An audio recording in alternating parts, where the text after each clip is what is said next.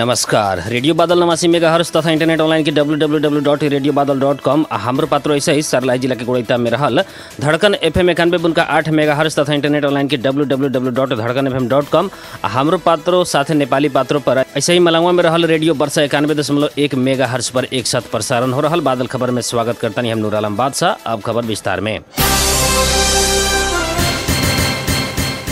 भारत से तस्करी करके लियावल 1000 बोरा रासायनिक मल रौतहट प्रहरी बरामद कैले बाटे। काल जिला प्रहरी कार्यालय आ इलाका प्रहरी कार्यालय राजपुर से खटल प्रहरी के संयुक्त टोली रासायनिक मल बरामद कैले बाटे। मल बरामद के क्रम में प्रहरी 4 राउंड हवाई फायर समेत कैले रहे। भारत सीमाना संग जुड़ल राजपुर नगर पालिका 5 स्थित स्कूल चौक में रहल रुद्रा शाह आ साजन शाह के घर में लुका के राखल रासायनिक मल बरामद कैल गेल। रौतहट के प्रहरी प्रमुख प्रहरी उपरीक्षक वीर बहादुर बूढ़ा मगर बताइनी मल बरामद के क्रम में तस्कर स्थानीय वासी सब अवरोध करके खोजले रहे। उहे बेरिया 100 से ज्यादा सुरक्षाकर्मी परिचालन करके यूरिया तथा डीएपी मल बरामद कैल गेल। प्रहरी उपरीक्षक बूढ़ा मगर बताइनी प्रहरी मल तस्करी के आरोप में रुद्रा शाह आ कन्हैया शाह के नियंत्रण में ले बाटे। महोत्तरी में दलित होके गैर दलित संगे बैठ के भोज खाइल कहत एक किशोर पिटाई खैले बाटे। जिला के गौशाला नगर पालिका 1 रामनगर के वन टोल निवासी 16 वर्षीय अविनाश पासवान पिटाइल बानी। स्थानीय सुरतन यादव के माई के श्राद्ध में यादव आ महतो के लाइन में बैठ के भोज खाइल के बहाना में पासवान के पिटाई कल गई बाटे। टेंट में मजदूर के काम करे वाला किशोर के स्थानीय 40 वर्षीय राम विनय के यादव मारपीट कैल कहत पीड़ित से प्रहरी में निवेदन दिहल गई बाटे। बैसाख 26 गते राम विनय के यादव के मारपीट कल गई बाटे। राष्ट्रीय स्वतंत्र पार्टी के सभापति रवि लामी छा ने जनता के पक्ष में काम करत गैला में सरकार के अपन पार्टी सहयोग करके बतैले बानी। आज राष्ट्रीय स्वतंत्र पार्टी सूर्य विनायक नगर समिति गठन कार्यक्रम वहाँ के अपन पार्टी नागरिक के पक्ष में काम करे वाला सरकार के सहयोग करके प्रतिपक्ष के रूप में उठे के बताइनी। वहाँ के सरकार के दोषी ऊपर कार्रवाई आ पकड़ाव करेला आग्रह करत नकली भूटानी शरणार्थी कांड में सरकार के धन्यवाद दिहल तथा वाइट बॉडी यति ओमनी लगायत के सभी कांड सबके फाइल खोलत गैला पर धन्यवाद देते जाए के आ सहयोग करे के वहाँ के बतैले बानी।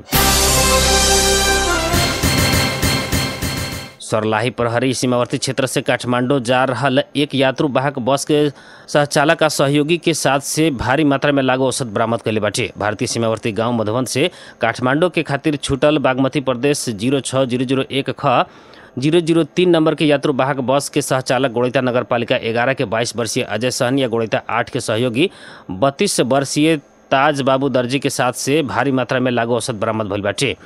बीफे के रात काठमांडू जा रहल बस बराथवा में सशस्त्र आ नेपाल प्रहरी के संयुक्त टोली से जांच करे के क्रम में सहचालक सहनी से बोकल झोरा से कोडवेल कफ सिरप 89 थान नोफिन लिखल 91 एम्पुल डाइजेपाम 91 एम्पुल फेनार्गन 92 एम्पुल नाइट्रोभेट 20 पता नाइट जैकियर 90 पता बरामद भइल बाटे। ऐसा ही सहयोगी दर्जी से बोकल झोरा से कोडवेल कफ सिरप 98 थान बरामद भइल। इलाका प्रहरी कार्यालय बरहथवा के प्रमुख प्रहरी नायब उपरीक्षक मकेंद्र मिश्र आज पत्रकार सम्मेलन मार्फत जानकारी करेले बानी। धादिंग के धुनी बेसी नगरपालिका 9 गणेश स्थान में 33 यात्रु सवार चल रहल बस में आग लगी भइल बाटे। त्रिभुवन राजपथ अंतर्गत नीलकंठ नगरपालिका 1 के पाल्ले से काठमांडू के खातिर छूटल ग1 ख 4847 नंबर के बस अचानक त्रिभुवन राजपथ अंतर्गत नीलकंठ नगरपालिका 1 पाल्ले से काठमांडू के खातिर निकलल ग1 ख 4847 नंबर के बस में अचानक आग लगी भइल। जिला प्रहरी कार्यालय धादिंग के प्रमुख प्रहरी परीक्षक एसपी गौतम मिश्र पुष्टि कैले बानी।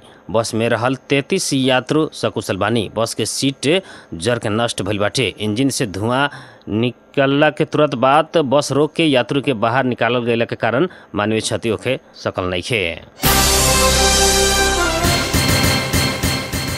देश भर थप 37 जने में कोरोना वायरस के संक्रमण पुष्टि भइल बाटे। 2414 जने के नमूना परीक्षण कैला पर पीसीआर विधि से 11 तथा एंटीजेन विधि से 26 जने में संक्रमण पुष्टि भइल बाटे। स्वास्थ्य तथा जनसंख्या मंत्रालय के अनुसार थप 14 जने संक्रमित ठीक भइल भी बतावल गइल बाटे। ई संगे देश भर सक्रिय संक्रमित के संख्या 126 पुगल बाटे।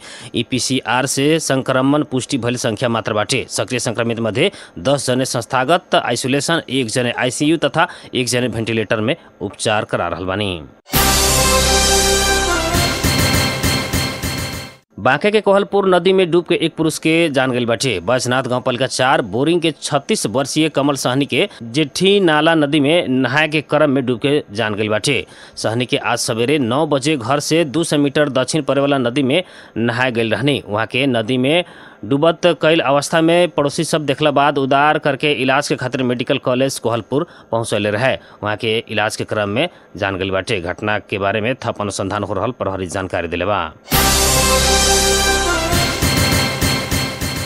भारत के कर्नाटक विधानसभा चुनाव में कांग्रेस सत्तारूढ़ भारतीय जनता पार्टी भाजपा के भारी अंतर से पीछे कैले बाटे। अभी तक के परिणाम अनुसार कांग्रेस बहुमत के आंकड़ा पार कैल बीबीसी हिंदी जनैले बाटे। अभी कांग्रेस 130 आ भाजपा 66 सीट में अगाड़ी रहल बाटे। Janata Dal secular JDS 20 seat में आगे बाटे।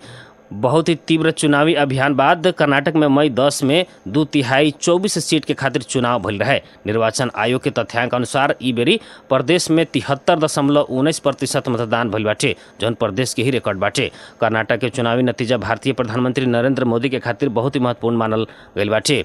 ई बेरी चुनावी प्रचार के खातिर मोदी 20 बेर कर्नाटक पुगल बीबीसी हिंदी जनैल बाटे। कर्नाटक में कांग्रेस से बहुमत लेले पर भारत में दूसरका वर्ष होखे वाला नया प्रधानमंत्री के चुनाव में नरेंद्र मोदी के पीछे करत राहुल गांधी निर्वाचित होके के संभावना बहुत ही रहल भी बीबीसी हिंदी जनैले बाटे। नेपाल T20 विश्व कप एशिया क्षेत्र छनौट चरण के प्रतियोगिता करे वाला भइल बाटे। अमेरिका आ वेस्ट इंडीज से सन 2024 के जून में आयोजना करे वाला T20 विश्व कप क्रिकेट के खातिर अंतर्राष्ट्रीय क्रिकेट परिषद ICC से नेपाल के एशिया क्षेत्र के छनौट चरण के प्रतियोगिता आयोजना करे के दिले बाटे। नेपाल नवंबर में एशिया क्षेत्र छनौट के खेल आयोजना करे वाला नेपाल क्रिकेट संघ कैन जनैले बाटे। कैन के अध्यक्ष चतुर बहादुर चंद के अनुसार ICC नेपाल के एशिया क्षेत्र के छनौट चरण के प्रतियोगिता के आयोजना अधिकार दिले बाटे।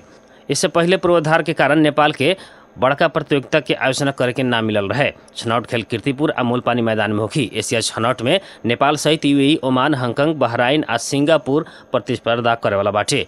बाकी 2 देश छनौट चरण पार के आई। सहभागी टोली के 2 समूह में विभाजन कल जाई। हर एक समूह के शीर्ष 2 टोली सेमीफाइनल में पुगी। फाइनल में पुगे वाला टोली दूसरका वर्ष अमेरिका और वेस्ट इंडीज में होखे वाला विश्व कप में स्थान पक्का करी। इंडियन प्रीमियर लीग IPL में गुजरात टाइटंस के पराजित करत मुंबई इंडियंस तीसरका स्थान में पहुंचल बाटे। काल रात भयल खेल में सूर्य कुमार यादव चमकला पर मुंबई गत सीजन के चैंपियन गुजरात के 27 रन से पराजित कैले बाटे। पहल का बैटिंग कैल मुंबई सूर्य कुमार के शतक के मदद में 5 विकेट गंवात 218 रन बनले रहे। 219 रन के लक्ष्य के पीछा कल गुजरात 20 ओवर में 8 विकेट गंवात 191 रन मात्र बनैलक। मुंबई के खातिर सूर्य कुमार अभिजीत 103 रन के योगदान कैनी। ईशान किशन 31, कप्तान रोहित शर्मा 29 आ विष्णु विनोद 30 रन बनैनी। बादल खबर में अब मौसम संबंधी जानकारी। रेडियो बादल 89 मेगाहर्ट्ज द्वारा मापन कैल गेल अनुसार सिमरौनगढ़ लगायत आसपास के क्षेत्र के अभी के न्यूनतम तापक्रम 35 डिग्री सेल्सियस रहल बा। ऐसे आज सवेरे 35, दोपहरिया 41 डिग्री सेल्सियस रहल रहे। आज रात के 30 डिग्री सेल्सियस तापक्रम रहे के अनुमान कैल गेल बाटे। ऐसे ही आज सवेरे 5:19 में बेर उगल रहे तो सजिया 6:44 में बेर डूबल बाटे। 12 जिले के ऐतिहासिक नगरी सिमरौनगढ़ में रहल रेडियो बादल 89 मेगाहर्ट्ज तथा इंटरनेट ऑनलाइन के www.radiobadal.com हमरो पात्रो नेपाली पात्रो। ऐसे ही सर्लाही जिला के गोड़िया में रहल धड़कन FM 91.8 मेगाहर्ट्ज तथा इंटरनेट ऑनलाइन के www.धड़कनfm.com हमरो पात्रो नेपाली पात्रो साथे। ऐसा ही मलांगवा में रहल रेडियो वर्षा 91.1 मेगाहर्ट्ज में एक साथ प्रसारण हो रहल बादल खबर से प्रायोजिक मित्र रुस्तम सहित हम नूर आलम बादशाह के विदा दी। नमस्कार।